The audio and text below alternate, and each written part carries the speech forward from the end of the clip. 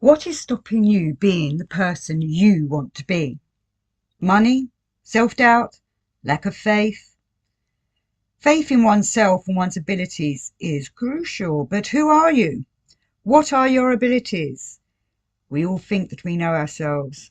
Well, we all know our name, where we are from, where we are now, but what about the future? And how did we get to where we are right now? So you know your name, but what's a name? A name is an identification.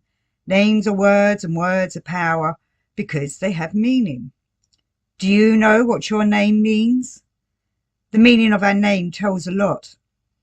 Okay, so we were given our name, usually by our parents, but does that name suit you? I ask because we are not usually ourselves. We portray a persona, well, especially to other folks. We put on a mask because maybe we are not comfortable with who we really are. Or maybe who we really are was changed by our circumstances or relationships. We had to become somebody else to fit in. When we look at ourselves, a true, honest, deep look at ourselves, do we see ourselves or do we see a mask that we put on for others? A mask that hides us, masquerades us. And maybe that mask over time has been difficult to take off because people have got used to seeing us wearing it. Maybe we are concerned as to what will happen if we remove that mask and show our true selves. We assume that everybody else knows who they are. And by looking at ourselves and our mask, we soon realise that everybody, or nearly everybody, is also wearing a mask. Except young kids.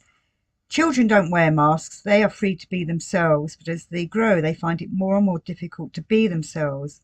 As their parents, their peers, their friends, and well, their teachers, all these experiences with them slowly make them change, begin to make them hide their true self as one is manipulated to conform and be a part of a mask-wearing society. How did this happen? Why does it happen? Why are we not free to be ourselves? Why am I not free to be me? Okay, any bad traits we have, well, we can change them and we become aware to why some things are wrong to do. We learn not to do bad things. Or do we? Because people still do bad things even though they know it's bad. Children mimic. They're quick learners and their bad behaviour is usually mimicking somebody else's or is brought on because somebody does something bad to them. And that happens a lot, They're just trying to defend themselves and they're so angry that they can't be who they really want to be that they start acting weird. People corrupt people. Adults corrupt children. We should really be a kind and caring species, yet many of us stop being like this. Most kids grow up or started off growing up being kind and caring, and other things have got in their way and stopped them being who they're supposed to be. There are many reasons why we can moan about other folks, but this dialogue, what I'm saying now, is about you. Who are you, really? Really, who are you, really? What kind of person are you? Deep down, I know that you are a kind person. There may be a lot of layers to unravel, layers we have created to protect ourselves, but we are not discarding them. They are a part of us. We are just becoming aware of them like an item of clothing. I put it on when I need it. I don't wear the same clothing all the time. I change clothes. I change masks, but underneath all those layers, beneath all those masks is a real you, not a version of you. The versions are the different layers of clothing. The real you.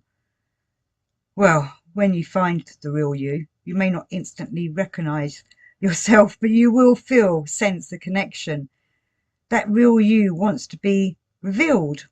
Though maybe that real you is a little cautious of the world and what that world will think of it, or even what you might think of your real self.